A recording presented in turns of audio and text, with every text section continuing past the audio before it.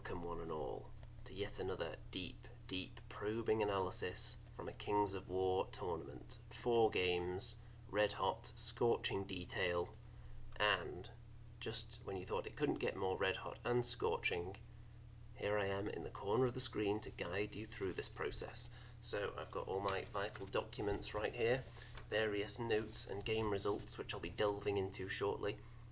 And as you can see from the title, this was the Winter Wonderland Kings of War tournament, which was at Harlequins Preston and put on by Golden Troll Events, I believe they call themselves. So, while you have a look at game 1 here, I'll just give you the rundown on some of the tournament details. So, 1,800 points, 4 games of juicy Kings of War action, and the scoring system, a little bit different to most of the other tournaments that I've attended. It's 15 points for a scenario win, 10 points for a draw, 5 for a loss. Then there are a bonus of up to 5 points for how much of your opponent's army you've killed. And then there's also a bonus of up to 5 points for how many victory points you accrued during the course of the game, to a maximum of 5. So if you win the scenario heavily, you can get points, but also if you're losing the scenario, but you actually get some victory points on the board, then they go towards your tournament total as well. So a lot of different scoring systems. I quite like this one though.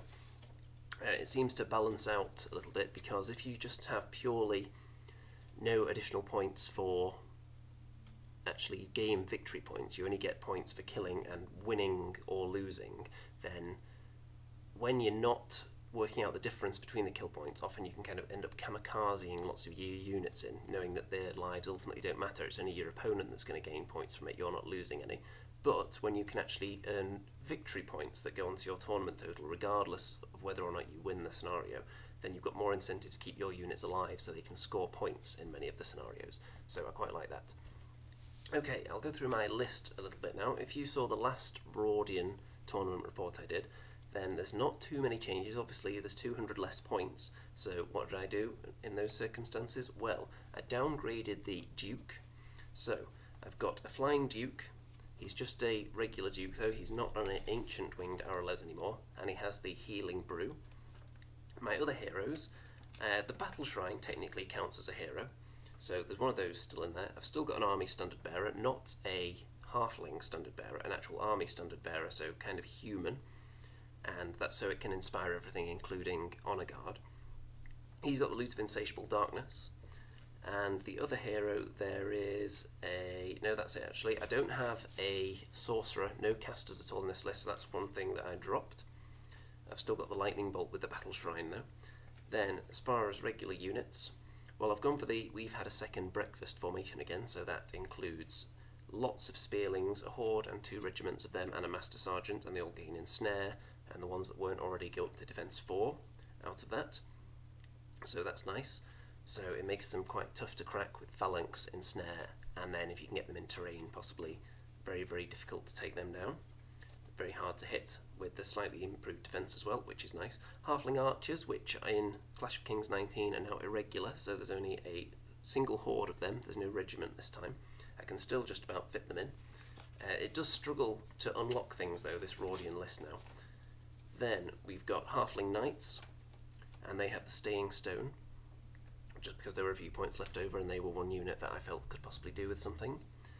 Then, large cavalry, we've got the Horde of Honor Guard again, and they've got the Potion of the Caterpillar, which is very handy for them. Very hard hitting, you don't want them being hindered too easily because they're the one unit that really packs some serious punch.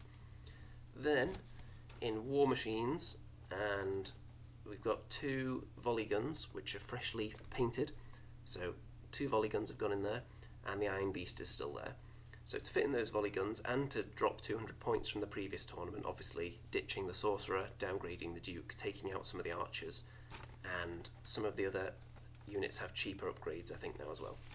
So that's the list, and the overall plan is going to be fairly similar to last time, except now I'm much more confident in my shooting ability. With those 2 volley guns I think I can control the board more effectively now. So we'll see if I'm able to use that to my advantage, depending on what the scenarios are, of course. We've got King John in the chat, who's asking which army I took. Well, you can clearly see and hear that it's Rhordia, yet again. So, the first scenario, as I look at my Winter Wonderland sheet here. The first scenario is Dominate, and I'm up against Trident realms. So you can see the centre of the board marked there with a token. So you want to have the majority of a unit within there, within 12 inches of that, to score its unit strength in victory points at the end of the game. So let's have a look at deployment. Out on the left I've got the Duke out on his own. It's a common tactic with a big flying creature like that. Just send it straight forward, turn it so it's looking down the flank of the enemy, and it's going to cause a bit of havoc hopefully. It'll either make them turn around units that are expensive possibly, or it'll just mess them up and make them more hesitant to go forward possibly.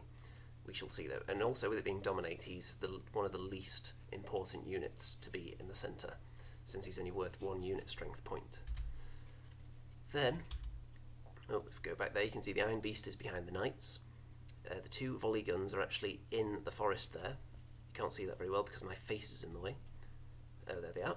It's Standard Bearer next to the Horde of Spearlings with a regiment of Spearlings in front, then the Archers next to them. Next to them we have the Master Sergeant and the Battle Shrine. And the reason they're positioned in that spot is because they can move forward just to touch that wall and then fire over it without any kind of penalty, and then people shooting back at them, they will get cover for that if anyone wishes to do so.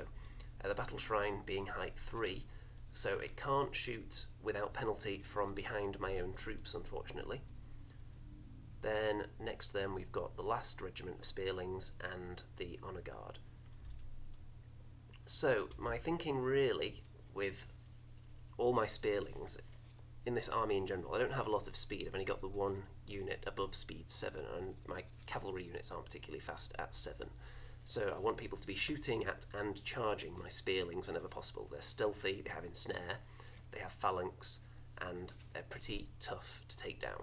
So I'm going to be a lot of the time putting other units behind them so that they can soak up damage. And if people want to shoot at the more juicy units behind them, there's going to be cover.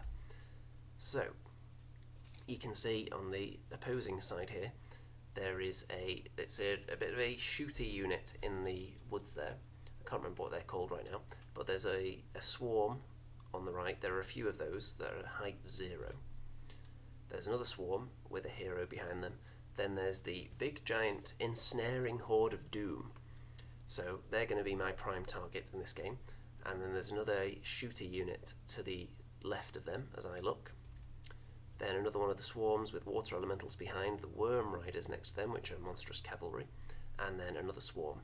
So immediately, as I was looking at this, I thought, actually, this isn't bad for me here, because I was hoping that my opponent wasn't going to use those height 0 swarms just to screen for things I actually want to shoot at, and he's not really done that, because that horde in the middle is something I would like to sink my long-ranged fangs into, shall we say. He is screening the water elementals, though. So if I win the roll-off, I'm going to get him to go first, because I would like him to move into range so I can get my volley guns to shoot more often than I would otherwise. So here we go, there's the centre point, and turn 1, and I did win the roll-off, I believe, and elect to let my opponent go first because all my shooting is only 24 inches and I didn't want to be moving it before I shot, and of course the volley guns can't move and shoot. King John loves the undead halfling theme, apparently. Yep, it is a pretty tasty army. And in the centre everything's moving up, which is fine by me because they're moving into shooting range, but of course they're not really screened. That big ensnare horde in the middle is going to get munched to death by shooting shortly. The water elementals are still hidden though, and they would be another prime target, as would the worm riders on the hill. So I've got 3, those are the 3 units I would like to be shooting at ideally. Anything that's high defence is a good target for things like volley guns with that piercing 2. And then the halfling archers generally want to be shooting at things. Defence 4 or lower would be ideal, but we'll see. So nothing much happened in Trident Realms turn 1. So halfling turn 1, I'm advancing up behind my spearlings because, like I said, I want them to take the brunt of the punishment. And you can see, like I said, the Master Sergeant and the Battle Shrine have moved up to touch the wall so they can shoot. And the volley guns are just chilling in the woods, ready to unload. And everyone else has just moved a tiny bit, or not much at all. Although the Duke has charged up onto the left-hand flank and is staring down the flank of the enemy. So he's in a position where he can be attacked by one of the individuals, I think, but I'm not too concerned about that. I think he can take a round of attacks from the individual and then still hopefully not take any damage and be able to fly off. So all my shooting, what does it do? Well, it deletes that big giant horde of ensnaring fiends in the middle there.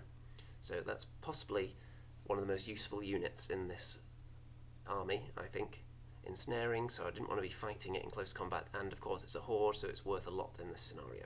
So I've got that removed instantly. The volley guns paying for themselves already.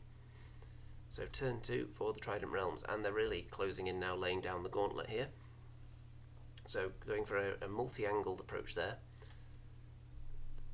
knowing full well that if I charge into that unit, that I think they do have a shooting attack, that unit there, right in front of my spearlings. If I charge them head on, then of course I'll be leaving my flank open, and they do have ensnare, so it's a good chance I wouldn't kill them in one go anyway.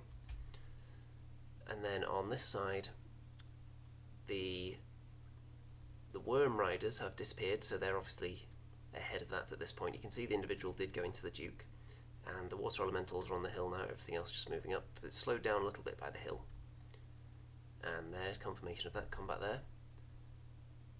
And the Worm Riders, I don't know if I actually got a picture of their final position here, but they are around here somewhere. So my archers actually get disordered and pulled closer to one of the enemy heroes who has a spell, I can't remember what it's called now, but apparently it's like a reverse wind blast and drags you closer and disorders you apparently. So that was quite potent, so they're not going to be able to shoot next turn. And look at that, the Duke does take 1 damage, so he's not going to be able to fly, so he's going to be kind of stuck there fighting that guy for a little while. But I'm not overly concerned about that, because I think it's going quite well with the big horde in the middle dying already. I think that's given me the edge. So my archers are a little bit stuck there. They're not going to be able to shoot, and they're on a wall, so if they want to charge anyone, then they're going to have barely any attacks, since they'll be hindered.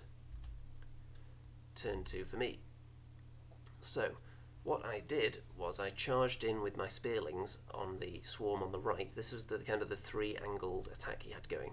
So I charged onto the right with these guys, and the Honour Guard charged into the ensnare unit in the middle, because Honour Guard, a small regiment like that with ensnare, they're not going to be overly bothered by that, because they're still going to be hitting on 4s and dishing out a lot of damage, and they do actually kill them in one go. But the spearlings do not kill this swarm, which I think also have ensnare actually. But my archers charged into the other unit because they weren't going to be able to shoot anyway, and I thought, well, you know what, if my Honour Guard really fail their role here and don't kill this unit, I don't want them being flanked by a swarm, so I'll send in the archers there as kind of a backup, and they've done their job, even if the Honour Guard had failed. Over on this side, you can see I've positioned my Master Sergeant and the Battle Shrine. I've moved over to the left because there's more pressing shooting concerns over there.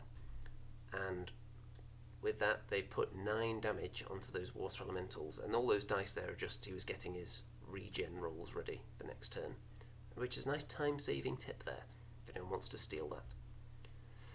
And the Worm Riders, you can see there, they did position themselves quite close, and I charged into them with the Halfling Knights, with the Battle Shrine for not the Battle Shrine, the Iron Beast as backup. I only did 1 damage, I think, there though, which is fine, because if they charge back into the Knights, they may well kill them, but then I've got the Iron Beast there. So I'm fairly confident that's going to go alright. I've also got the volley guns there, at least one of which can see them.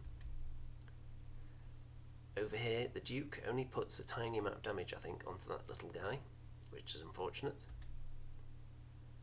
And there's how it's looking. So, with that giant horde gun in the middle, it's looking very good. I'm very happy with the right flank. The Honour Guard are going to clean that up nicely.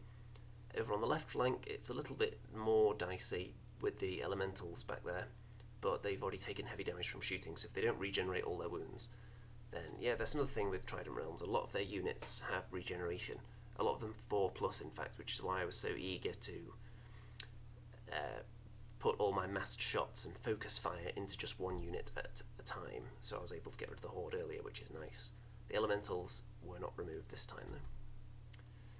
Turn 3 for the Trident Realms, so this swarm has moved its way into the Duke as well, which is going to give me an interesting dilemma, because assuming I don't just die here, then I would want to countercharge into the swarm, so that the only person that could flank me afterwards would be the hero, who of course wouldn't get a bonus for a flank charge. Of course, the Worm Riders. This is a very nice army, by the way, very shiny, kind of the battle of the water effects we've both got going on here. I would hazard a guess that my water effects cost slightly less in money, though. And then everything else is just kind of waiting to strike. You can see how close they are now, so I'm going to have to dish out some serious pain with shooting next time to avoid the close combat pain. And this is going to be a bit of a pillow fight. Two tiny little units that aren't that great at hitting each other, both have ensnare, so it could go on for a while, that one. And that swarm go back into the archers, but I don't think they actually do anything. They may do a tiny bit of damage, but not much. And there's how that's looking. But you can see that the hero there, I can't remember what it's called, but it drags my battle shrine with that spell and disorders it as well, so I'm not going to be able to use my lightning bolt, which is annoying. It's a very potent spell, that. And over on this side you can see that some shooting has put 1 damage onto my nice stealthy regiment of spearlings there. Of course I'm throwing in the regiment first because the horde is going to score me more points in this scenario, so I'd like them to go in last so they've got more chance of surviving. And look at that though, the swarm actually waver my regiment of spearlings over on the right flank, which isn't ideal, but I don't think they'll kill them next turn, even with that probably. Yeah, look, it's only 2 damage from that swarm onto the archers. So the Halfling Knights do go down, but they kind of did their job of holding up those Worm Riders because the Iron Beast is going to come in there and hopefully he'll do some serious damage to them. A bit of damage onto the Duke, but not much. Turn 3 for Rhordia, so obviously this unit can't do anything. The Honour Guard and the Archers double charge into that swarm and take them out with ease. So this flank is looking very, very healthy. And that also means I've got my Archer Horde and my Honour Guard Horde, 2 hordes in the middle in the Dominate scenario, so it's going to be very, very difficult for the Trident Realms here to actually win the scenario, regardless of how much they start killing. So you can see that my regiment of spearlings there, instead of going into the unit directly in front of them, they elect to flank charge that swarm there, and that allowed me to then shoot various units at the shooty unit, which the name escapes me, that enemy regiment that's now looking into their flank, which I'm quite happy to accept. That allowed me to take more shots with my volley guns and the Master Sergeant. So the Iron Beast has done some damage to the Worm Riders, so of course they will lose any thunderous charge that they had, which is nice because the Iron Beast is defense 6, so I would kind of fancy his chances a bit there. I don't think they have too much crushing strength. The Water Elementals are back up to 10 damage. They regenerated quite a bit, but they took more as a result of one of the volley guns. But that swarm he's got there does not die, so they're going to be able to charge one of my volley guns next turn now. And the Duke only just 1 damage to the swarm, which is comical. So there's how it's looking at this stage. The left flank still somewhat dicey, but I've got that complete full strength horde of spearlings there who haven't done anything yet, and the enemy units are all damaged. And I've got the Honour Guard and the Archers who have now swung round into the fight, and those 2 units out on the far right there are going to do nothing. They're just wasting each other's time, essentially, because they're not going to affect the outcome of the game too much. So, double charge onto my spearlings, so they're going to die, but that does put the Water Elementals right in my path for whatever I wish to attack them with, and one of these swarms goes into the volley gun, so that's probably going to get killed. And the Worm Riders, who regenerate tons of their wounds and then go back into the Iron Beast. I think they took 5 and regenerated 4 out of those 5. And there you get a bit of an overview of the centre there, so it's still looking good for me in terms of the scenario, but I would like to rack up more kill points. And this little beastie here is attempting to damage the Honour Guard, I think, but the spell does not go off. Then here, of course, the regiment of spearlings gets killed. They're flank charged and charged in the front by Water Elementals. No surprise, but that's fine by me, because it's now opened up my shooting and charge lanes. The Iron Beast does take some damage, but it's a tough thing to crack, so it doesn't go down. And over here, this fight, it rumbles on between the swarm and the regiment of spearlings. They're in no way going to affect the game. Over here, the Duke has taken some more damage, so he's getting a bit jammed in there, which isn't what I want, and one of the volley guns goes down as expected, but the other one is sitting at point blank range now, ready to be shot by the second volley gun. Turn 4 for the Rhordians, so that fight goes on again. In the centre, my horde of spearlings charge into the water elementals who were already heavily damaged, and they finish them off. They were on 9 or 10 damage, and I put more on them. I don't think it was marked on the dice, and then they were killed. And my archers and my battle shrine, with their combined shooting prowess, they took down the other unit that was there, standing out in the open, that shooter unit whose name escapes me. And the Iron Beast wavers the Worm Riders, so it's looking very bad for the Trident realms at the moment. It's more of a mopping up operation now. The Duke puts more damage onto the Swarm, and turn 5 for the Trident realms. So this guy is just kind of chilling in the middle of all my units and not accomplishing much. The Worm Riders move backwards, but I don't think that's going to save them. This Swarm are hiding a bit, I think. Yeah, these are the ones that they killed my regiment of spearlings that they were fighting for the whole game, and they're just chilling behind that hill now. And these ones actually do take out the Duke, so he's dead. So I'm not sure he really got his points worth holding up those 2 units for the game, but he might have done. It depends how much that hero is. But even if he didn't, then I didn't particularly need him. Heart Piercers, yeah, that's it. Sam in the chat points out that it was Heart Piercers, that unit, and it is. Both of those shooty units, as I were calling them. Heart Piercers. So, turn 5 for the Rhordians. Lots of shooting. I've got my volley gun, I've got the breath attack from the Iron Beast, I've got my archers, and they all conspire to finish off the Worm Riders. So, and the Master Sergeant goes into that chap in the middle there, doesn't manage to kill him. And it's really only heroes left for the Trident realms at this point. So turn 6, they're just running away mostly. Although these guys, this swarm is actually coming in to try and take out the archers from the back there. This guy does nothing to the Master Sergeant. And everything else is backing up, trying to get away really, to avoid just being needlessly gunned down. Turn 6 for the Rhordians. Master Sergeant puts more damage on that character there. And the Battle Shrine, you can see in the bottom left there, moved into view and lightning bolted the swarm, finished them off. And the volley gun took out the other swarm that was chilling on that hill. They were just within 24-inch range, leaving the Trident realms with only heroes. And there was a turn 7 though, just to compound their misery. So the 2 heroes went off to hide. The one in the middle didn't really do anything. And on my turn 7, he was killed. I think I just mercilessly gunned him down with the archers and the Battle Shrine, rather than attempting to fight him with the Master Sergeant again.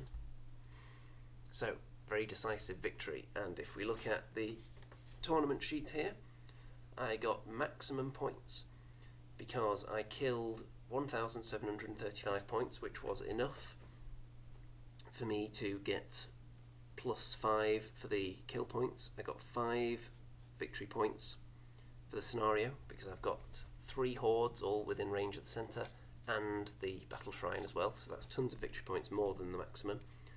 And then obviously the win, so 25 points, and my opponent only killed 585 points, so got a bonus of 2 for 0 victory points, so 25-7 final score there. Moving on to game number 2, and this is against Orcs, and the scenario is, I believe this one is Ransack. So, I think that's the correct name for the scenario. It's the one where there are several objectives around the battlefield worth differing amounts. So there are 4 that are worth 1, and I'll have zoomed in on them in a minute anyway, but you'll get the idea.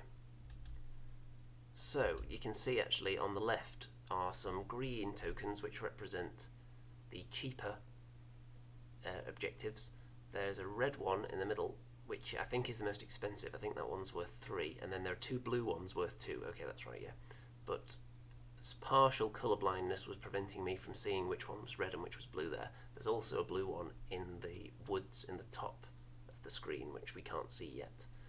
So this Orc army has quite a variety of units, so I'll have to go through them one by one in a minute. But my deployment, as you can see, I've not got too much on the left flank, because that's where the cheaper objectives are, so I've consolidated most of my forces over on the right. On the left, though, we do have 1 regiment of Spearlings, which are going to head for, if we go back, they're going to head straight for just chilling in there, basically, in the woods. If someone wants to come and charge them, they've got ensnare, they'll be in difficult terrain, and they possibly don't even have to countercharge. If it's something they just want to hold up, they may just not countercharge and just accept being hit over and over again with that -2 to hit. Then we've got the archers in there as well. Got an Iron Beast. The Duke is positioned just to kind of threaten either side. There wasn't really anywhere to put him. If you look at the wide picture, there are enemy units right the way on both flanks, so there's nowhere for the Duke to kind of outflank the enemy, so he's just putting himself in the middle where he can be used in either direction. With the 2 volley guns in front, Battle Shrine and the Master Sergeant, and again behind a wall so they can move up and shoot over it. The Spearlings, we've got the Horde and a regiment there with the 2 units of cavalry behind, and the Standard Bearer in there as well. On the enemy side, we have a Chariot regiment on the right as I look at it. On their flank, they've got a Giant, they've got some Skulks in the woods there. There is a War Drum at the back. There is a unit of the kind of the Orc Spearmen, I can't remember what they're called now. And there's a bit of a fightier just troop behind them. I can't remember what they're called. They're called Great Axe, the Orcs with the bigger axes. Something like that. More Skulks over here. There are some heavy cavalry there. And there's some light cavalry out on the left, which is actually an allied Goblin unit. Then there's a single chariot there, which is a chariot hero. There is a unit of, I believe, Morax, are the ones that have more attacks. And that's the regiment next to the cavalry there. So, a wide variety of units. There's a 1-point objective, there's another one, there's another one, there's the 3-point in the middle, there's a 1-point in front of my deployment zone there, there's a 2-point blue one in front, and a 2-point blue one in the woods. I actually positioned that blue one in the woods, hoping that I would get that side of the table and then I could put units in the woods to guard it. But I got this side, so I wanted to make sure everything was on the same side of the table, all the good objectives, because I wanted my enemy to be really focused in a small area, so I would know where to overlook, mainly with the volley guns. But the way it was deployed, there isn't, if we go back, I'm not sure there's that much enemy stuff that's kind of directly in the centre. Look at that, there's a bit of a gap, because that deterrent that the volley guns lay down, there's not that much in there. So I've managed to scare basically my opponent away from putting certain things down there. It was one of my earlier deployments, I think I put one of the volley guns down, and that really forces your opponent not to deploy anything there. So the terrifying effect is being felt. So then I was able to pile up more units on the right, because I had, let's see, the number of drops I think is, it's not too one-sided, I think it's round about equal-ish. I might have slightly more. Anyway, where were we? So, okay, here we go. Turn 1. And the Orcs go first. I don't remember whether they chose to or whether I won the roll-off and made them go first. But here we go. So, you can see the chariots have moved up there. And the giant in the centre, on its own, has moved into the middle, which is interesting because he doesn't really have any backup, but the Orcs do have a spell that allows a unit to become stealthy, and that was cast onto the giant, which is a good move. It's the only thing I can shoot at, and it's now stealthy, so I might not be able to kill it in one go, and it's actually moved to within charge range of volley guns, so I will have to not be able to count on killing that, but we shall see. Then the Skulks are just chilling there, and the other units aren't too eager to go over that hill yet, because I've got archers down there, so maybe that was in their thinking. But they're not too much in a rush to storm in. Obviously you only score points at the end of the game here, so no point throwing units away early on. But you can see the giant's charge out there, so he's got some options, but this is my turn now. So you can see that I moved up the battle shrine. So the battle shrine is actually in range of the giant. I want him to charge the battle shrine. I've put the Master Sergeant further back so he can't actually fit to attack the Master Sergeant. I don't want him to attack the volley guns. I want him to attack the shrine because it's probably not going to be able to kill it in one go. Only hitting on 4s, the giant.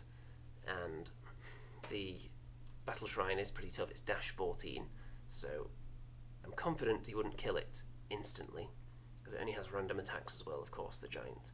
So probably not enough to take it out in one go, probably. But even if it is, I've got the Duke there who would be able to see the giants, probably, and the Honour Guard who probably can as well.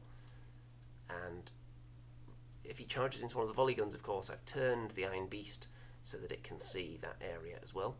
So it would take an Iron Beast and a Duke if it went into the volley guns. So it's really on its own at this point with no backup. Does take 6 damage from my shooting despite it being stealthy. Over on this side, the chariot and the goblin cavalry are staring down my unit of spearlings in the woods, which I'm fine with. They can charge in there all they like.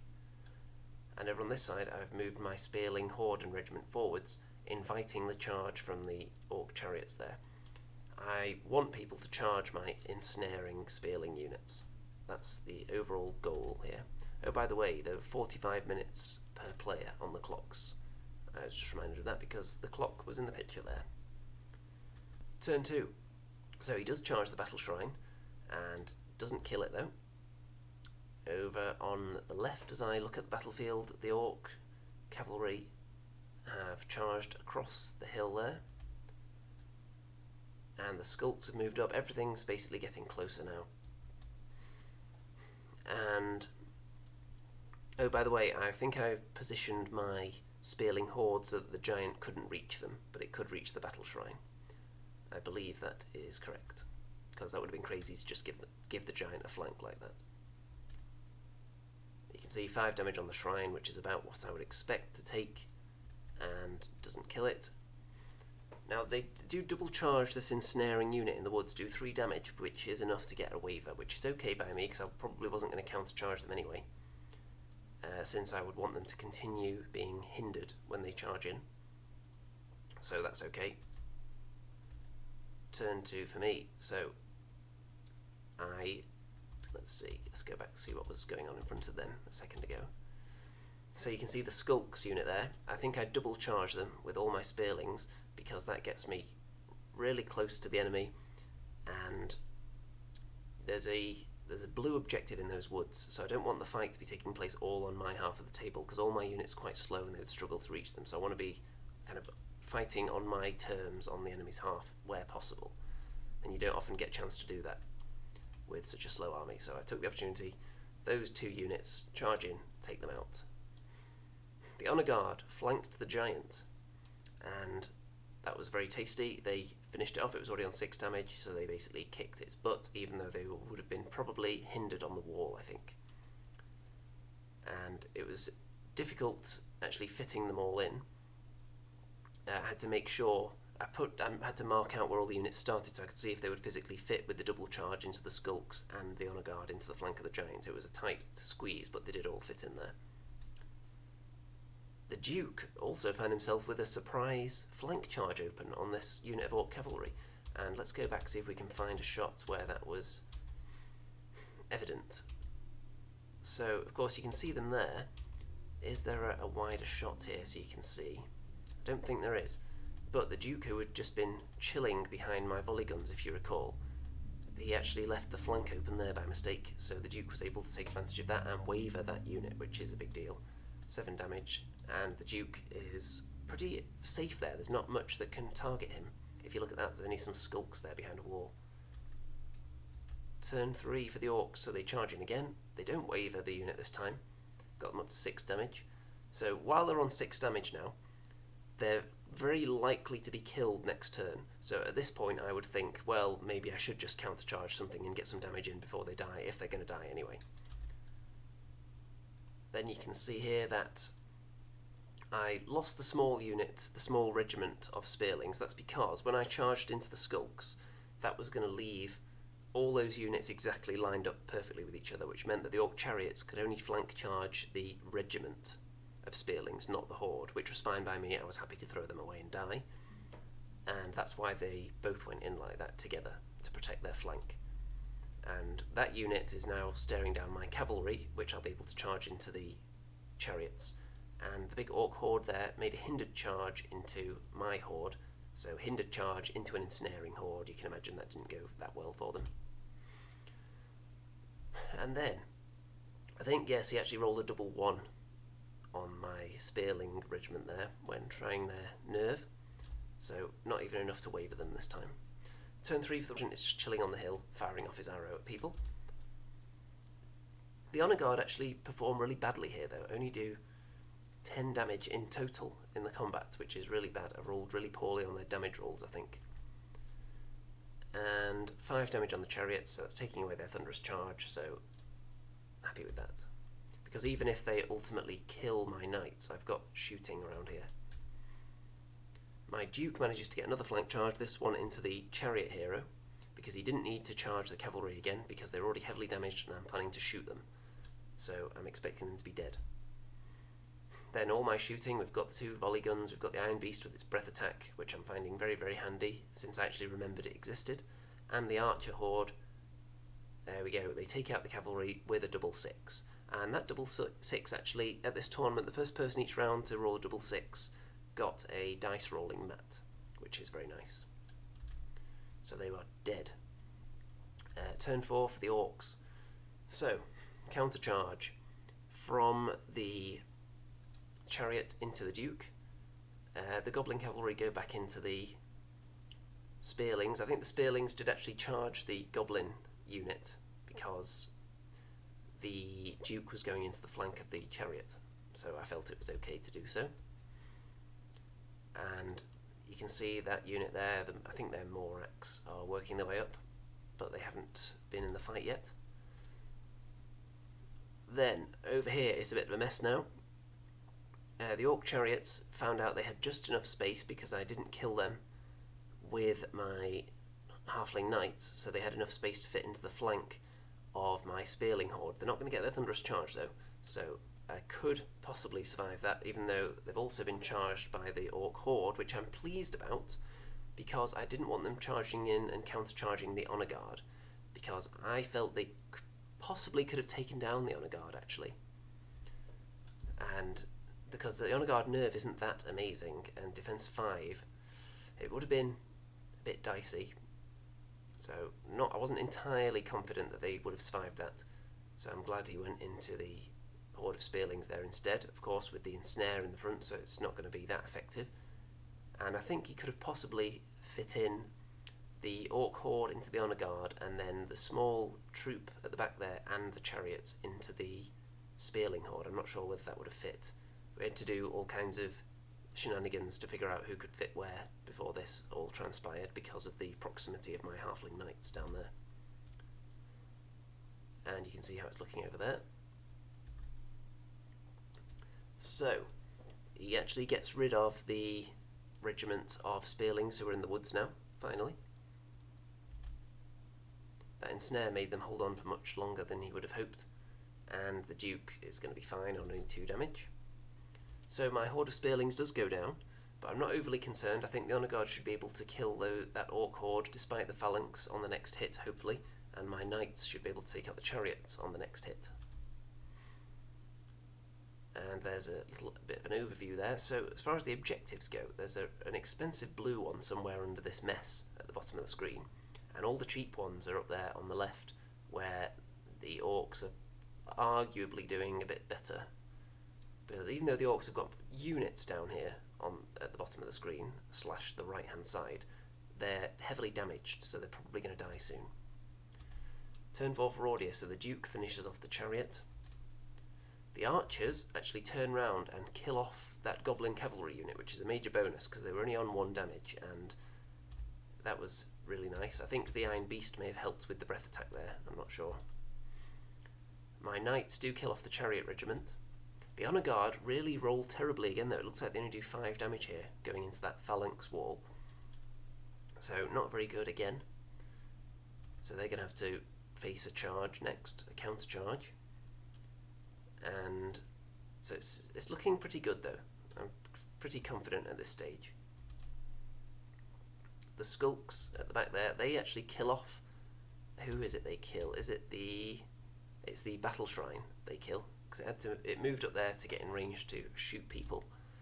And I wanted to leave it in a position where it could jump onto that centre objective at the end of the game as well, since it's technically a monster, so it can score. But unfortunately that meant it got killed. Oh dear. So the horde of orcs obviously went into the honour guard, 6 damage, which I can live with. They don't get wavered or anything, which would have been a nightmare. And over here, this unit have moved in. I think, have they killed the Duke? Because he was just chilling in that zone. Let's see. I think they do, because he killed the chariot hero and then they killed him, which I'm okay with, because I've got the Iron Beast there and that unit's damaged. Turn 5 Rhordians, so my archers and my volley gun. You can see my volley guns have been moving a bit in this event as well. You'll notice that I move them quite a lot when they don't have a shot and they're only 24-inch range, so you might as well move them into a position where they can shoot at their optimum next turn. And they actually wipe out a unit, which was the unit that just killed the Duke. I think they were Orcs. The other volley gun takes out the skulks that were behind that wall sitting on an objective. So there's not many scoring units left for the enemy, and that orc horde finally goes down to the honour guard. The knights don't manage to kill that unit though, and there's the war drum chilling there as well. So it's looking very good, but I do need to get my units onto objectives. I don't have that many scoring units over here on the expensive side of the board. So it's mildly dicey.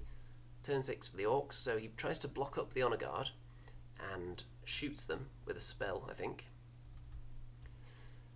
And then kills my halfling knights. So could I end up with no scoring units on this side of the table?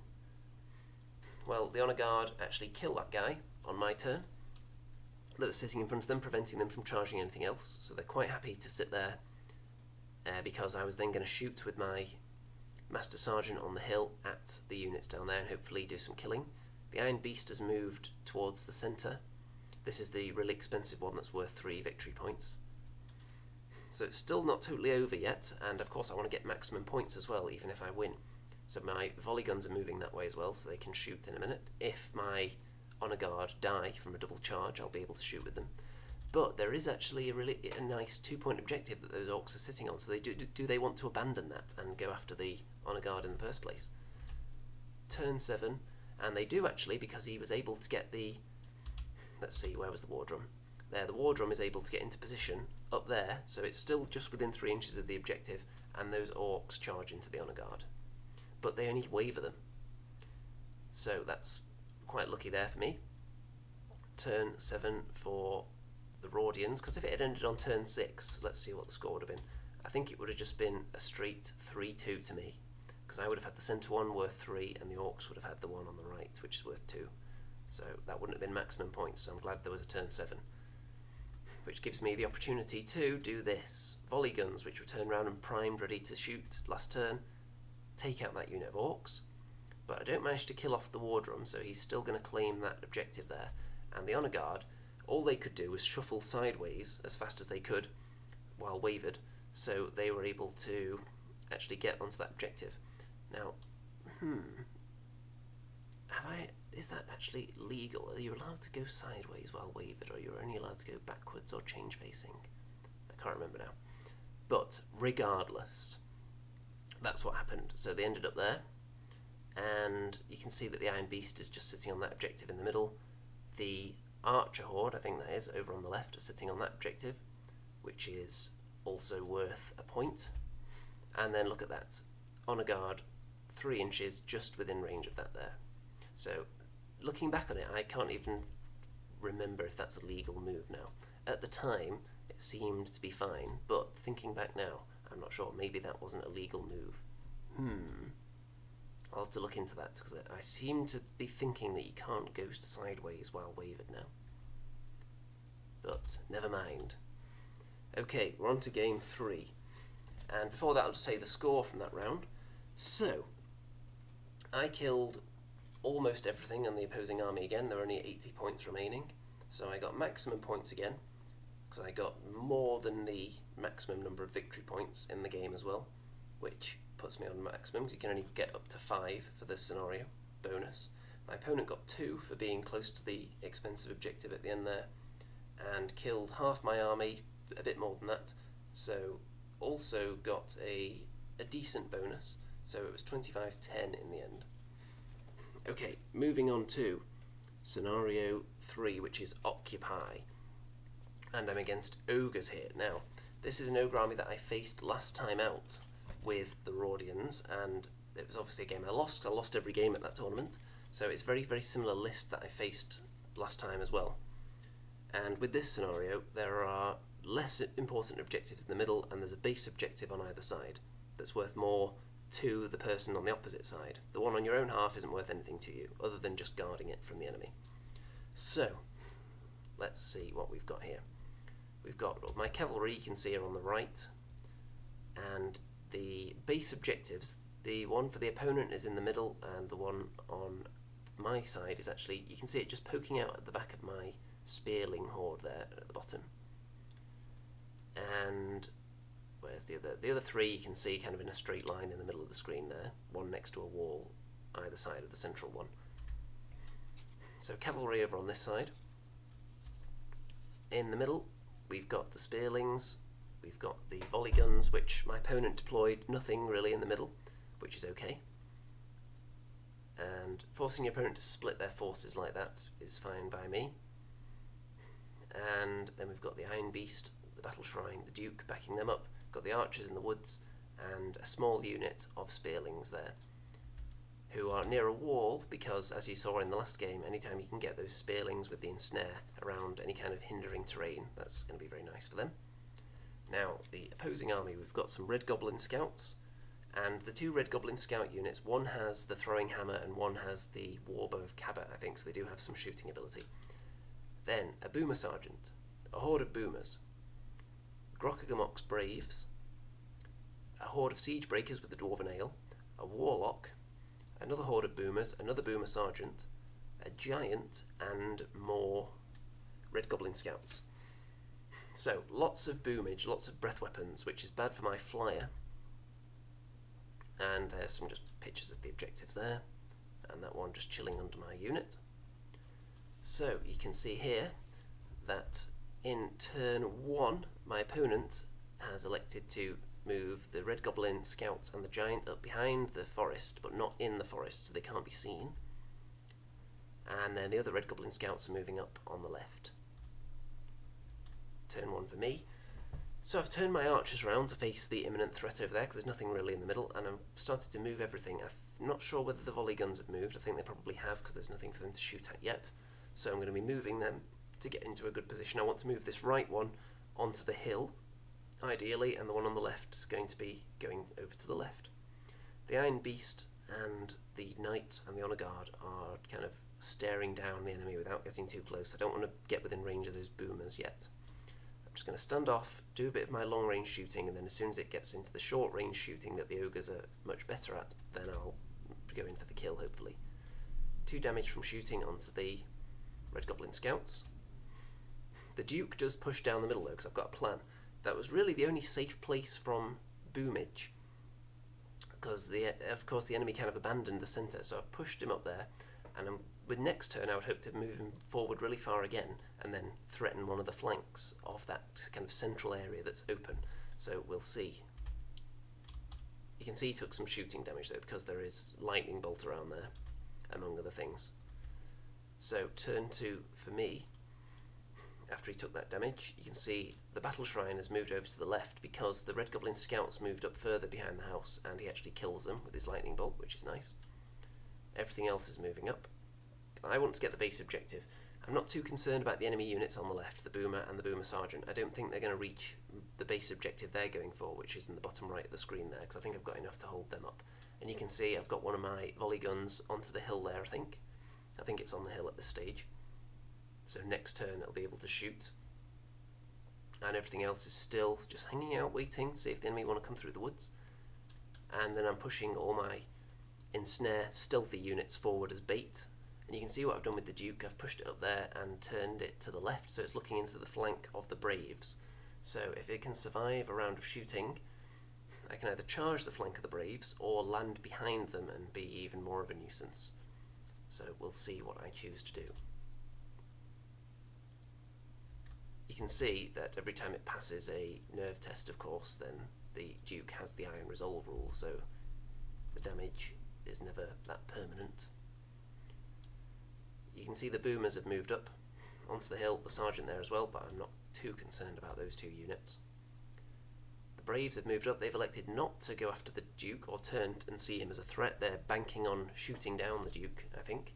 And you can see the boomers turn round and the lightning bolts all are going to target the Duke. And you can see that those two units, I think they might actually have killed my regiment of spearlings there with their breath attacks. The Duke is up to 4 damage now, but he's not dead, so he has options now. So you can see that's how it's looking. I'm really throwing these expendable ensnare and stealthy units into his face. Let's see, yes, Sam confirms can't travel sideways if you waver. Yes, that is what I suspected. So blatant illegal move there, which is now highlighted for the entire world to see. And you can see here, yes, that unit was removed, so I'm still going to push forward a bit though in a moment, because with my turn 3 I've got my battle shrine over there, so I'm going to be shooting at the ogres on the hill, so there won't be any kind of cover penalty because the battle shrine is quite tall. And it puts some damage onto them. It's a start, and this is the position I wanted to get the Berserker, the finest Braves, into. I've pushed up this unit of spearlings right in front of them, this regiment, and the Duke has positioned himself behind them rather than charging the flank. So I think the Duke can possibly survive one more round of shooting, because I don't know if the boomers are going to come over here to carry on shooting him. I'm not sure whether they could even get to within range, but it might only be a lightning bolt and something else that he faces if he stays there. So the Berserkers, do they just charge into the unit in front of them with ensnare? Do they turn round and offer their rear to that unit? I think I've put him in an interesting situation there, so we'll see how he reacts to that. My Honour Guard move into the woods so they can see through it, and I'm planning to shoot down the giant now with the volley gun. And if anything charges into those Honour Guard, there's only really the goblin, the flea bags, the red goblin scouts there that can see them, I think. The giant is there, but I'm going to shoot him in a minute. So the giant can't actually see them either, which is why they're safe there. So the volley gun, which is positioned on the hill now, puts some damage onto the giant, which is nice. And then in the centre I've pushed that unit, of that horde of spearlings up there, right into range of the siege breakers. So let's see if he wants to make a hindered charge into an ensnaring unit or not. Turn 4. So what do the ogres do? The giant and the siege breakers double charge the horde, which is okay. I don't think they'll kill the horde in one go. Then you can see the red goblin scouts have moved, so they're not just sitting over on the flank doing nothing. And yeah, you can see that charge there. Over here the two boomer units have moved up a bit and they're going to shoot the archer horde. The boomer sergeant will be shooting through cover though. And you can see what's going on here. Oh, the warlock or the standard bearer has killed something that was there. That would be the master sergeant who was chilling there, I think, so he's dead, I believe. And the Duke is actually dead as well. So he just takes lightning bolt to the face and he dies. He was on 4 damage. So I was hoping he could survive there, because the Braves did choose to charge into the ensnare unit in front of them and kill them in one go. So with a little bit of luck, that could have been a really, really sweet situation I found myself in there, but unfortunately it did not go my way this time. Of course this horde don't get killed by that double charge. I wasn't expecting them to. So there are opportunities that open themselves up now. There's various different weird and wonderful flank and other options coming up, which you'll see. So you can see what damage my archers are on there. But my archers and my volley gun, which had moved up last turn, to combine, they have shot down the Grockamox Braves unit, which is a big deal because they were guarding the backfield objective there that's worth a lot to me, and they could have gone for the one in the centre.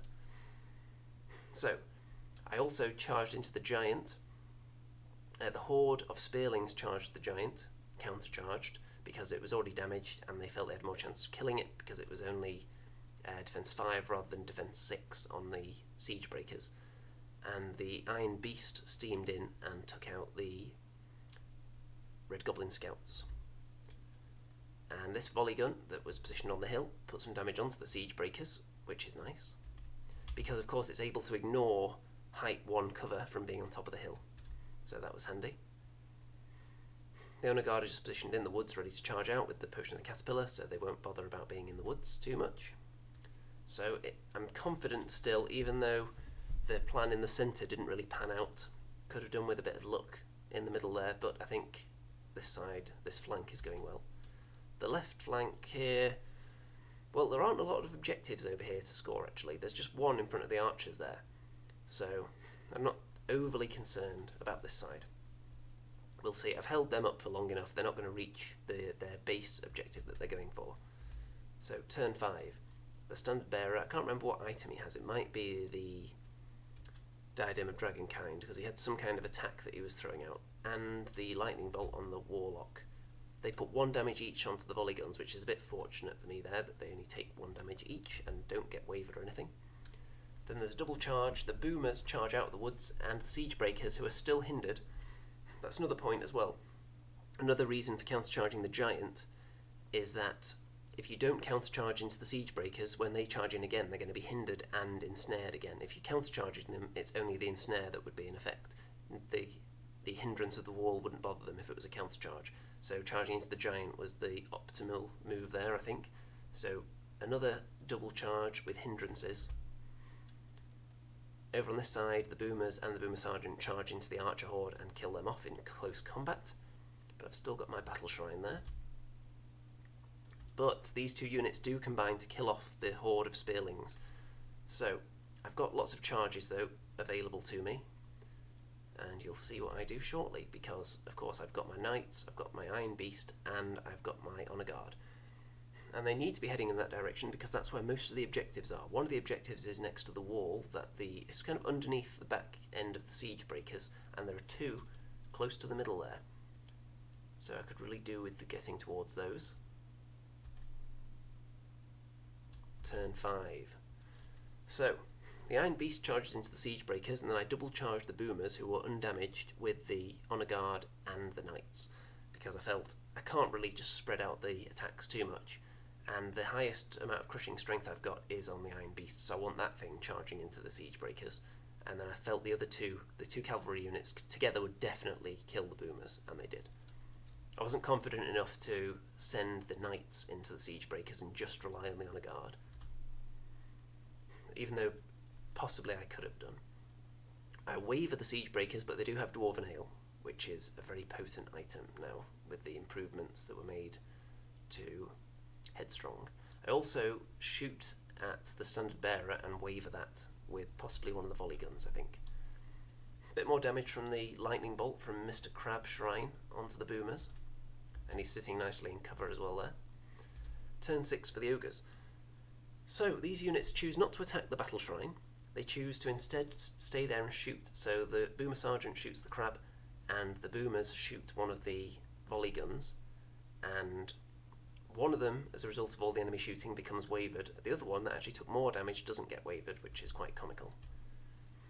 The Iron Beast becomes wavered after being countercharged by the siege breakers, which is okay by me because I've got both my cavalry units waiting here, and the siege breakers are already damaged.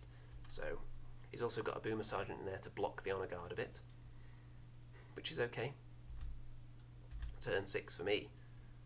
So I waver the boomers with a bit more damage from the lightning bolt from Mr. Krabby, and my plan here is to hopefully kill them, and then if Mr. Crab Shrine can survive against the odds with these 2 units there, he can actually, in the last turn, because this is turn 6, so he doesn't kill them now. I think I forgot to do it this turn, but I do remember next turn, to move him to within 3 inches of that objective and then shoot, because then if he kills that unit, he would be contesting it with the ogre, which would mean no one gets the victory point. So the volley gun that was wavered turns round, and the Iron Beast moves backwards while wavered, which is a legal move, to make space for the Halfling Knights to charge into the Siege Breakers, because they wouldn't have been able to fit with the Iron Beast still there.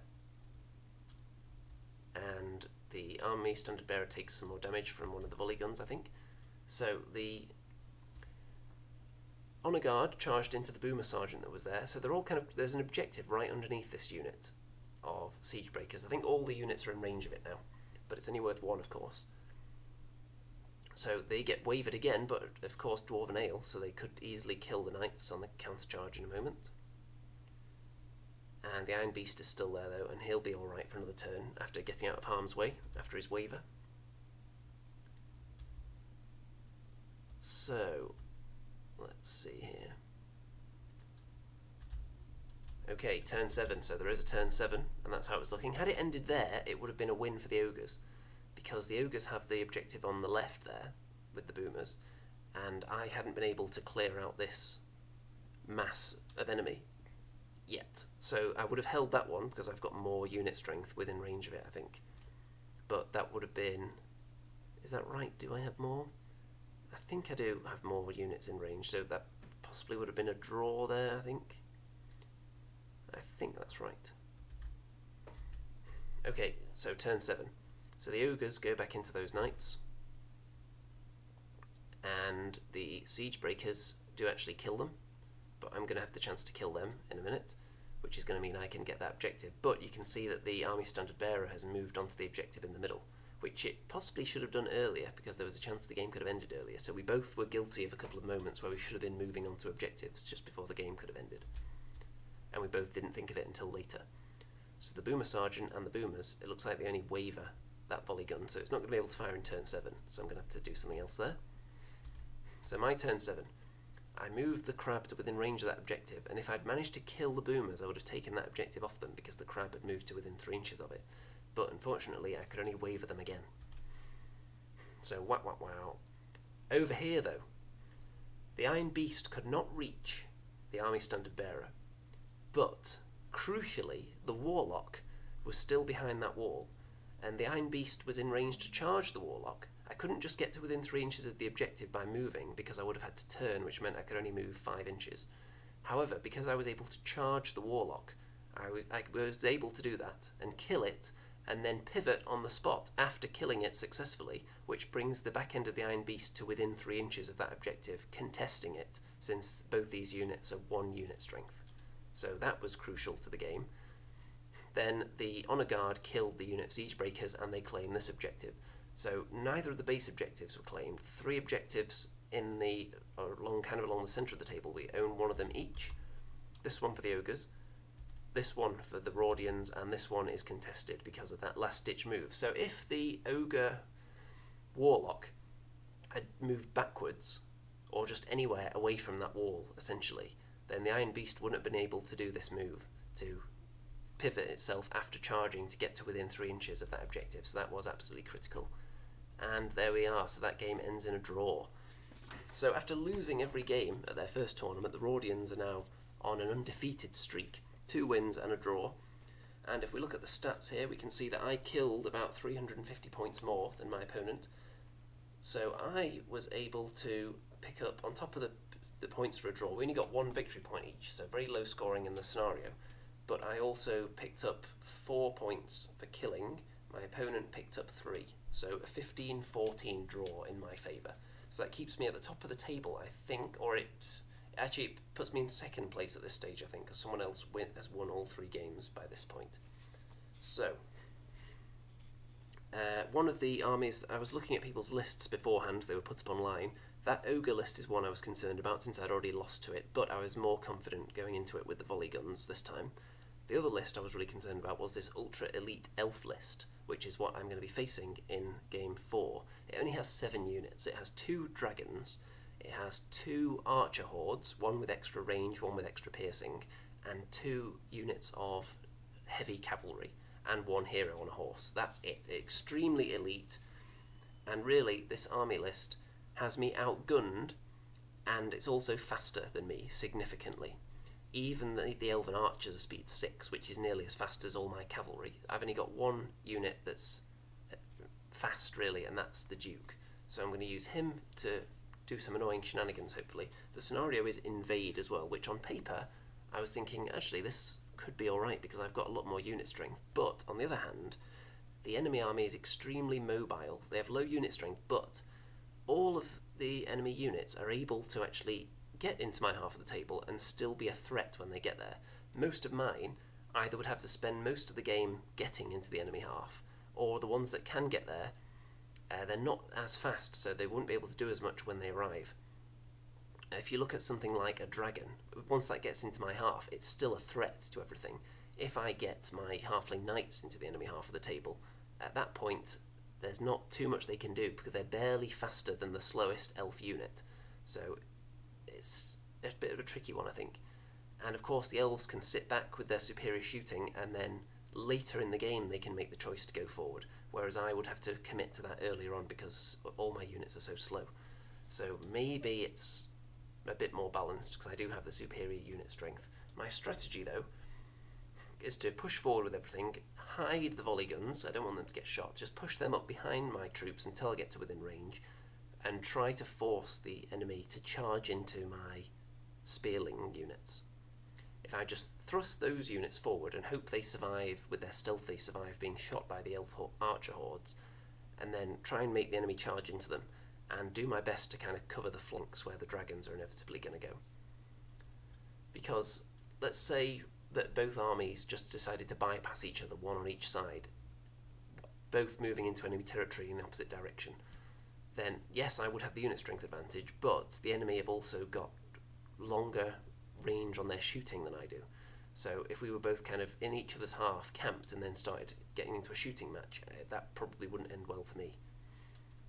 And of course the dragons would be very good at harassing my army, whereas my Duke isn't that much of a threat even if he flanks people because he doesn't have that many attacks. So, you can see I don't have anything on the right flank because I want to minimise the amount of flanking the enemy can do. So if they're going to flank me at all, it's going to be on the right. I only give them one side to do that. And I've put spearling regiments over there because it's more manoeuvrable to have 2 units of them. Put the Master Sergeant over there for some shooting. I've got a volley gun that's going to be heading in that direction, and the knights as well. So hopefully get the enemy to charge into my spearling units with the knights there as backup. The archers kind of in the middle. And then over on this side I've got the horde of spearlings, and then I'm going to push up the Honour Guard, the Iron Beast and the Battle Shrine behind that, and then I'm going to put this volley gun onto the hill once the other units have gone. And then the Duke, because of the enemy unit positions, I was able to get him out all the way on the flank and move him up, possibly in turn 1, outside of the arc of sight of the dragon, which is nice. So there's the enemy army. You can see there, dragon, knights, archers, knights, dragons. So the same on either side. The hero is in the centre with the archers. The ones in the woods have the +1 piercing, and the ones that are really against the back edge have the extra range. So turn 1. I go first, push things up. This volley gun has positioned itself so that it can't be seen by the archers with 36-inch range, and also it's covering this area in case the dragon or something wants to come and land there. Over on the left, everything's just like cramming forward over this hill as fast as they possibly can, which isn't very fast. And that's pretty much it. So the Duke has actually flown up as well on the left, but you can't see him right now. So there he is, you can see him, and this is enemy turn 1, and the dragon has positioned itself to threaten the Duke, which is fine by me, because this Duke is not expensive at all compared to the dragon. And also the knights have had to turn around that way because they don't want to be flanked by him. That would be a nightmare for them. Over on this side though, the archers can just chill where they are and just start firing off shots, and they put damage onto one of my regiments, and the knights behind them in fact. And over there the knight's on the hill, and the dragon is going behind the building to hide from the volley gun. Turn 2 for me. So, now this is the plan here. I'll tell you why this plan doesn't work in a minute, but the plan is put the two units of spearlings in range of the knights. So the one at the front is a juicy possible charge. If they go for the one on the left, then it will be a hindered charge, and also with the ensnaring that would make it difficult for them to kill that unit. But that unit's going to die from shooting, I think, anyway. But the one that's staring straight at them is who I want them to charge. The Master Sergeant's hiding. The unit of cavalry I have attempted to position them well out of range of that unit of elf cavalry. The Duke has moved in a position where no one can shoot him. In the last turn, by the way, he did survive and take no damage from the breath weapon of the dragon. So he's just chilling in this spot now, and he's causing more annoyance, because there's a lot of enemy units, a lot of point value that's turning round to react to his movements right now, so I think that's going alright. On the hill, everything's moving up. The Honor Guard are moving around the side. I don't want them to get charged. The Spearlings are okay with being charged by a dragon. They don't care one bit. And there you can see the positioning over on this side. So, the dragon can't charge anything, and I want those knights to charge into the unit of Spearlings at the front there. And I've attempted to position the knights out of range, but as it transpires, unfortunately, either I accidentally nudged them afterwards, or maybe continued pivoting them after I'd finished moving them and then forgot to remeasure, but it actually turns out they were within range for the charge for that unit. So that entire plan has kind of gone down the toilet there. And you'll see in a minute. You can also see that that unit of Spearlings are very slowly working their way up.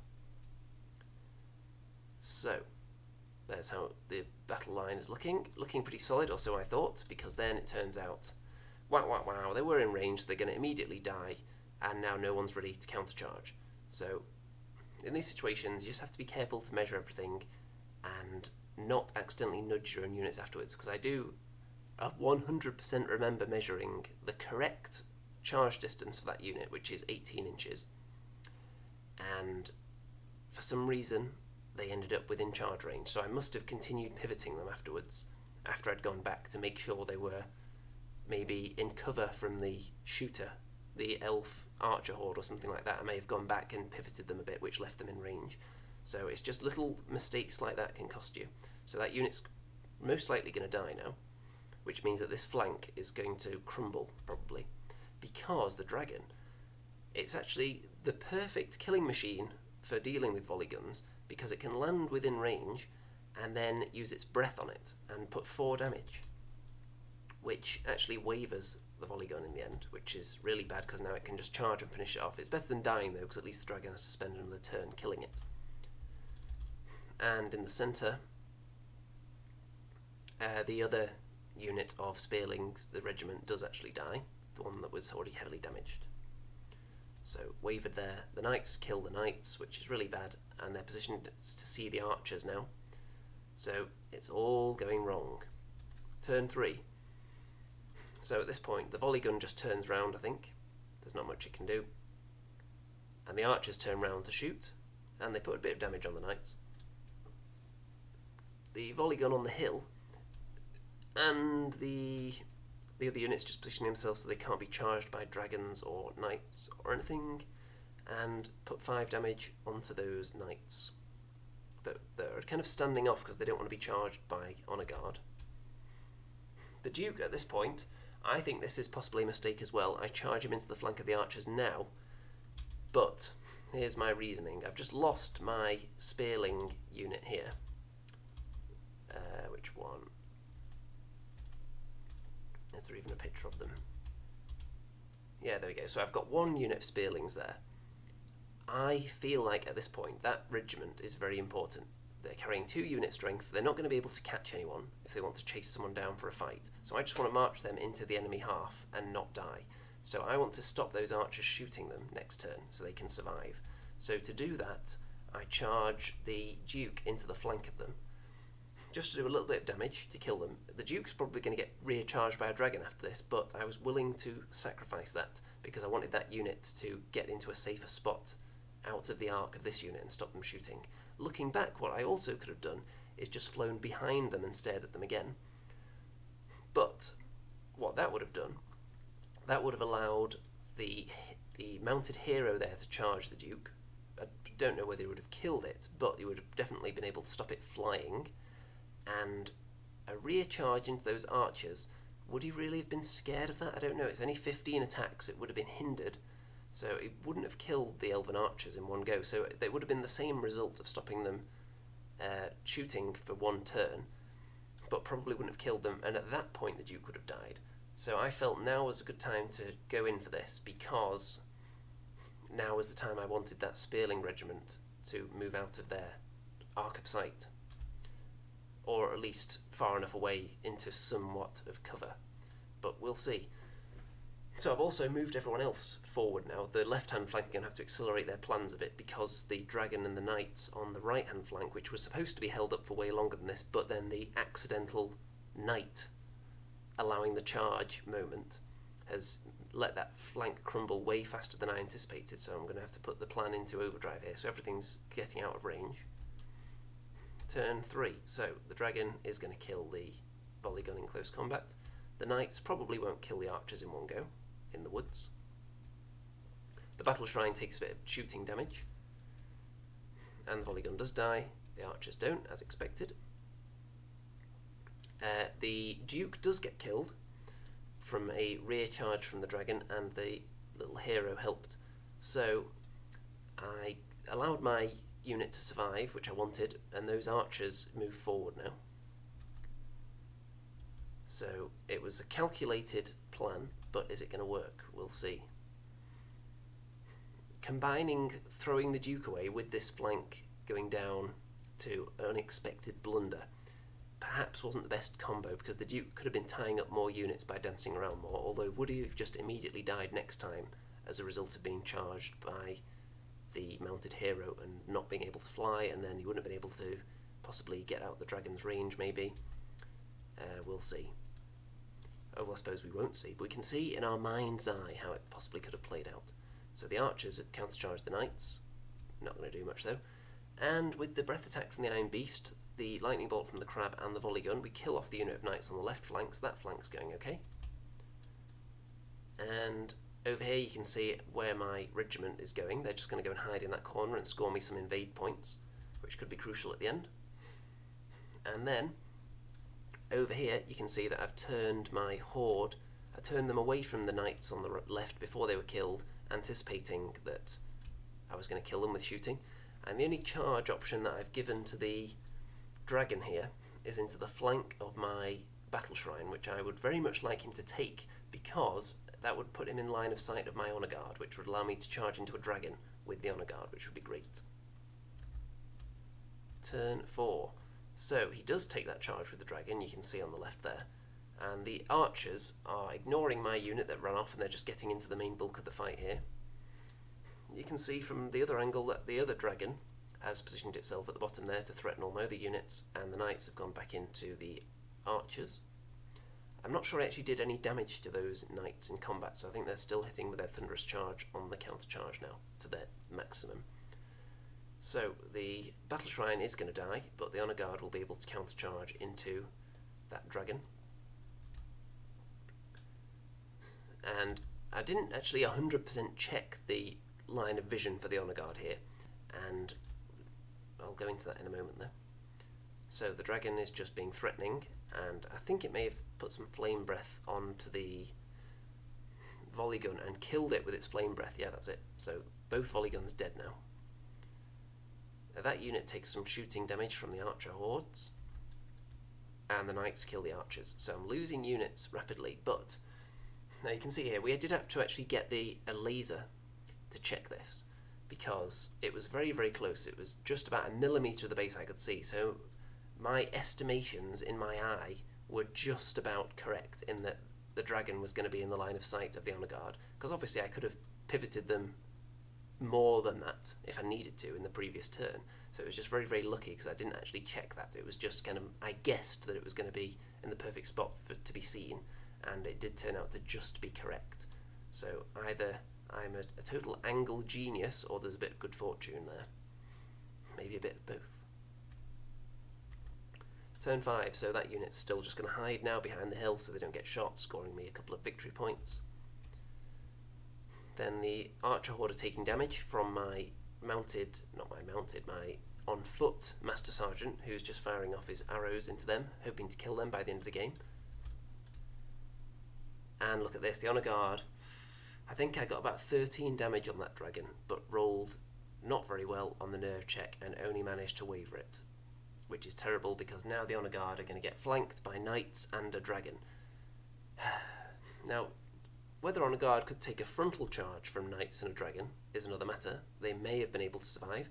There's much greater probability of them surviving, but also that means that the Dragon is going to need some killing as well. I'm going to have to finish it off next time with resources that I could have spent killing the other units. So it's not happy times. That's very unfortunate there. And my Spearlings are just advancing as far as they can go, getting out the way, because there's going to be dragons and all sorts looking at their rear in a minute, so they just want to get in the enemy half.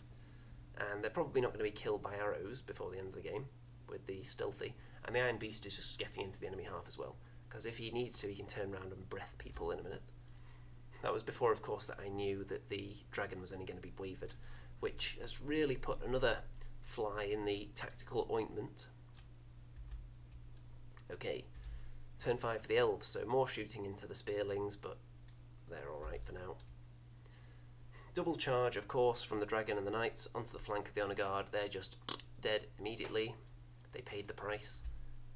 And it's not looking too healthy, but the archers here are wounded, the ones right on the centre there, towards the right.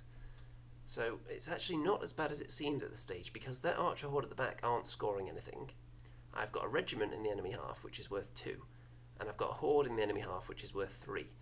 And if the enemy want to actually kill all my stuff, then they'll have to move out of my half to do so, possibly. So we shall see, because it would have been so much better if that dragon had died, that orange one, even if the Honor Guard had still got killed. I would have been able to do something else with the Iron Beast's breath attack, because those knights there are damaged already. So you never know, I could have possibly attacked them with it. But I'm going to have to use it to finish off that dragon now. So turn 6, and of course that regiment's staying where they are to score some points. The Master Sergeant shoots again at that unit, puts more damage on them, but can't finish them off, unfortunately. He's not been very accurate, the Master Sergeant, in this game. The Iron Beast does turn round and shoots at the dragon and kills it. So that's alright, but I would have very much liked to have used that potential damage to attack something else. And I threw my Army Standard Bearer at the Knights just to prevent them charging anyone else next turn. Didn't do any damage to them though. And then I'm still advancing on his archers. So you can see that in the enemy turn, the Knights don't bother going after the Standard Bearer, they just camp themselves in my half to score points, and the Horde are doing the same thing. They've gone into cover now as well, so it's going to be more difficult to shoot them, as you can see there. The Dragon rear charges my unit there, which it could just about reach, I think, and the Mounted Hero does the same thing, so they may well kill that unit, but I had to go for that just to, because I have to push that unit into the opposing half, and I couldn't turn my back on the archers really, because they could have just charged, and that wouldn't have been fun times. And they do kill that horde, so it's not looking good. It's looking like it's probably going to be a loss, but how big a loss? Because I've still got the Iron Beast, I could still kill something here. And at this stage, let's see, so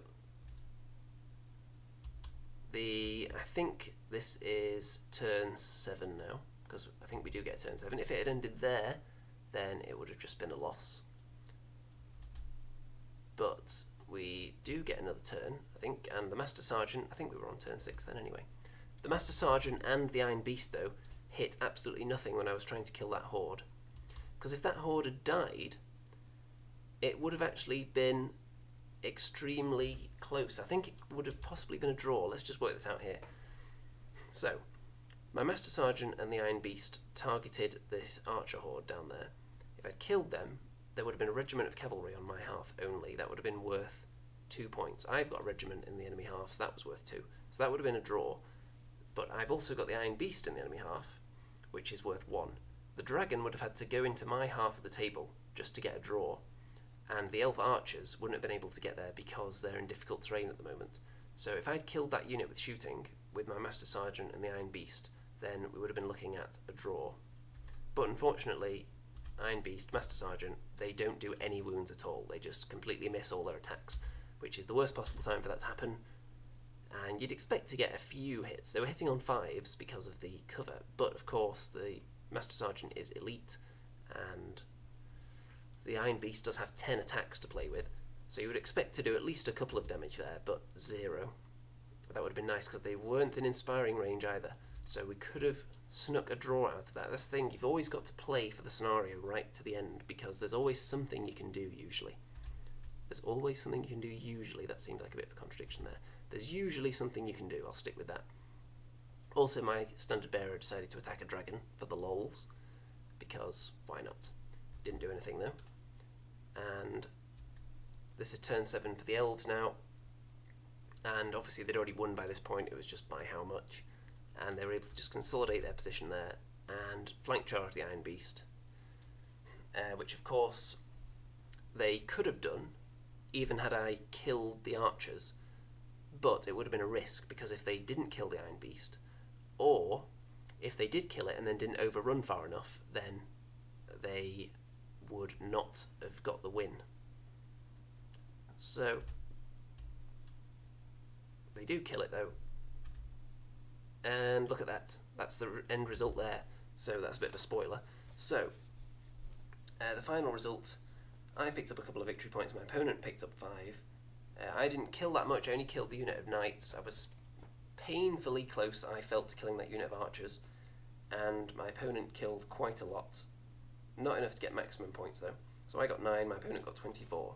And thoughts on that game? Obviously there were the 2 big moments that possibly could have been different. I could have tied up enemy units for longer by keeping the Duke alive a bit longer and harassing behind the enemy instead of going into that flank, but that is what got me 2 victory points in the end, I feel, because that elf archer horde wasn't able to shoot them during that turn.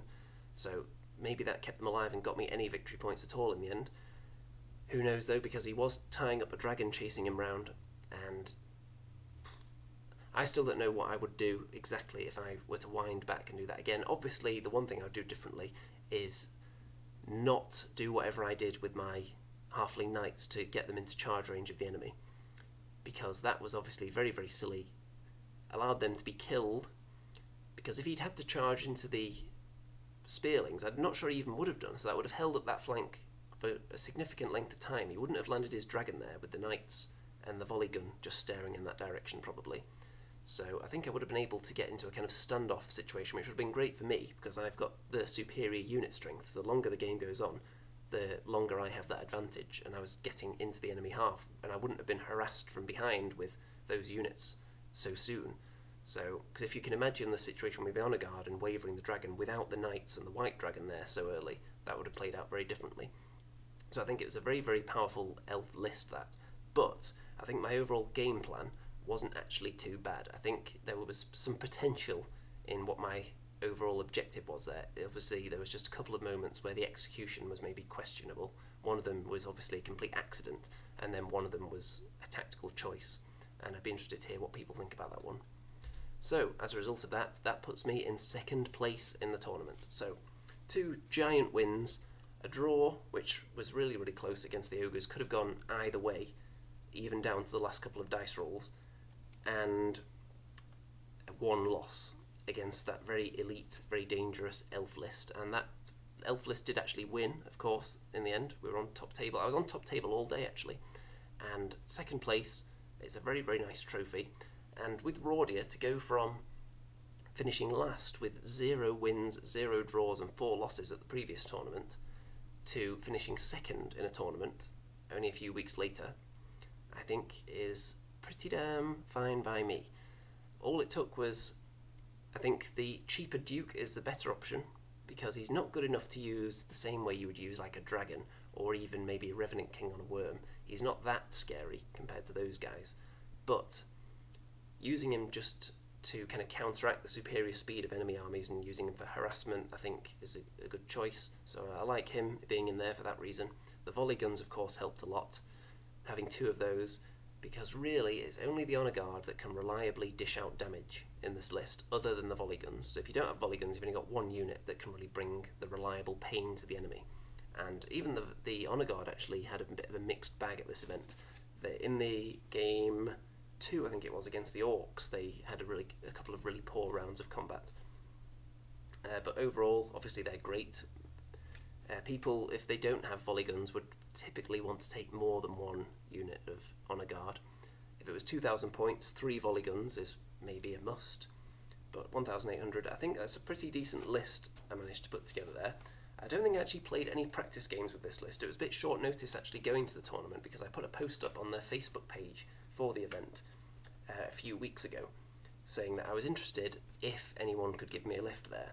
And then someone spotted that just a week or so before the event and offered me a lift, so that was nice. And that also got it up to 10 players at the event, which means it's an official ranked tournament. So that worked out nicely for everyone involved as well, apart from anyone who maybe doesn't want their final position immortalised on the rankings website because they finished too low. But overall, I'm very glad I attended this tournament, and I think there is a future in Rhordia, a successful future. There are a couple of tweaks I would probably want to make. For the next event, it's 1,995 points, I think, the next one I'm signed up for, so I'm going to be able to tinker about a bit with that one. I won't be able to add a third volley gun, though, because it's just short of the 2,000 point level. So what would I do? What would I change? The Battle Shrine, I'm not sure it's worth its points. There are only a couple of times where it actually helps with its rallying, I found. And it's handy for being able to score. It's handy for its Lightning Bolt 5, but 130 points. It's expensive for what it actually does, I feel. 130 points for a Lightning Bolt 5 platform. You could take something like a Goblin Wizard and give him the Fenulian Amulet to get him to Lightning Bolt 5, and he's still about half that level in points, possibly. So, of course, he wouldn't score, though. But, Battle Shrine, I don't think it's really good enough, but I do like the Crab. I could use that as a second Iron Beast, which I would be able to afford at high points level, and 2 Iron Beasts would be scarier than 1, so let me know if you think that would be a good idea, because I want to use the model definitely, but I don't think the Battle Shrine is that optimal. Let's see what else. The Archers. The Archers being irregular, I think having 1 Horde is really the limit now, because you need the unlock slots for extra war machines and heroes and such. The Spearling formation I think is great. It's a really nice roadblock, especially if you can get them into the woods with the ensnare, and the stealthy on them as well, of course. And the Master Sergeant, I think he's good actually. You need him for the formation, so even if he was slightly worse, I think he'd be okay. But he's actually not bad. Having 4 attacks with his bow while elite, I think is actually quite good and very inspiring on him, so just another source of inspiring that you get in there. So I like the Master Sergeant. I would keep him. I would keep the formation, I think, definitely. Any thoughts on the list, though? Feel free to drop them in the chat or the comments if you're watching this later. I'm going to wrap this up in a moment, so if anyone's still watching, feel free to let me know in the chat right now. Volley guns, though, very, very tasty. And the army that won, thinking about other prizes, the Orcs that I played won the Best Painted award, and I'm not sure who decided that. I think it was voted by, it might have been the owner of the shop perhaps, it was at Harlequins Preston. So the Orcs won Best Painted. There were some really nice armies there though. The Ogres I faced were incredibly well painted, which you would have seen last time as well. The Trident Realms from Game 1 were very, very nice as well, very shiny and thematic. And I thought that looked like a really good game. The Trident Realms versus my Undead Rhordia. There was lots of shiny water going on. A very, very colourful game, that one. And any other thoughts? The venue. It was just your typical little shop with a decent sized gaming area in there. The temperature was good actually. It wasn't too hot, wasn't too cold. There was no overpowering wargamer stench, even though there were quite a lot of people in there because there was a card game tournament going on at the same time. But nothing too overpowering going on in there in the stench department, which is nice to report. And any other thoughts before we wrap this one up? I don't believe so. So I'm going to disappear from view again, so you can look at this beautiful Photoshop handiwork and this image. This is actually where the Honour Guard were not having their finest hour actually. They didn't do that well against this Phalanx Orc Horde, which maybe could be predicted, but they did roll below average as well, twice in a row, which luckily didn't end up costing me anything. I still got maximum points from that game. So finishing second, very, very satisfied with that, considering I went from last place at the previous event. So I think I'll be looking to stay in kind of the top half at tournaments from now on, rather than just shooting for getting a single win, which is what I was hoping for at this one after the disaster last time. I think I've put together a list that's much more competitive now. I know what I'm doing. I remember all my special rules now, most of them, I think. So that's good. And with that, I think all that remains to be said. Don't forget to check out all the links in the description, all the social media nonsense. Don't forget, if you enjoy all this content, to just give me your life savings every month or something. I'm sure no one really would miss about £1,000 a month on the old Patreon. I'm sure we can all afford that in this hobby. We're all mega rich, of course. We don't spend all our money on plastic or vast amounts of metal, in my case with this army. A very, very heavy army, this. The box is definitely a good workout, carrying it up and down stairs. Don't forget to check out Twitter, Facebook group, and all that goodness down in the description. And I think it's time to say good night out there, whatever you are.